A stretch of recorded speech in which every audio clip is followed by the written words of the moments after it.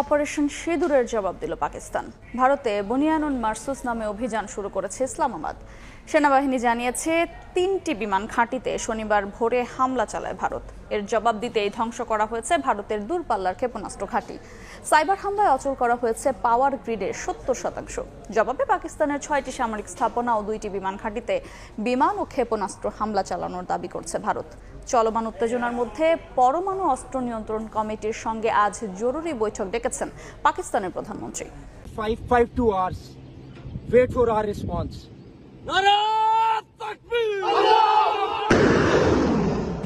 ভারতের হামলার প্রতিশোধের অংশ হিসেবে শনিবার অপারেশন বুনিয়ান মারসুস নামে অভিযান শুরু করে পাকিস্তান।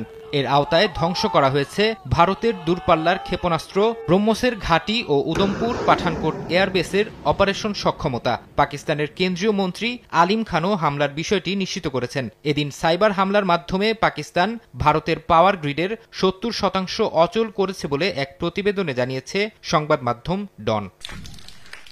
শনিবার সকালে শ্রীনগর সহ কয়েকটি স্থানে বিস্ফোরণের শব্দ শোনার কথা জানিয়েছেন স্থানীয়রা। নিয়ন্ত্রণ রেখার আশপাশের অনেক শহর ব্ল্যাকআউট করে রাখা হয়েছে। ১৫ মে পর্যন্ত বাড়ানো হয়েছে উত্তর পশ্চিমাঞ্চলের ৩২টি বিমানবন্দরে ফ্লাইট চলাচলের স্থগিতাদেশ।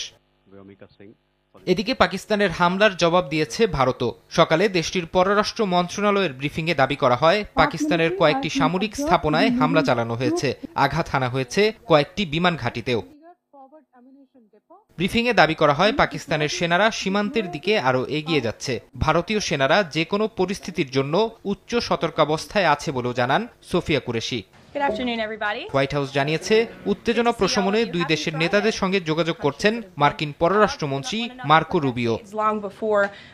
ফারহাদ চৌধুরী, সময় সংবাদ।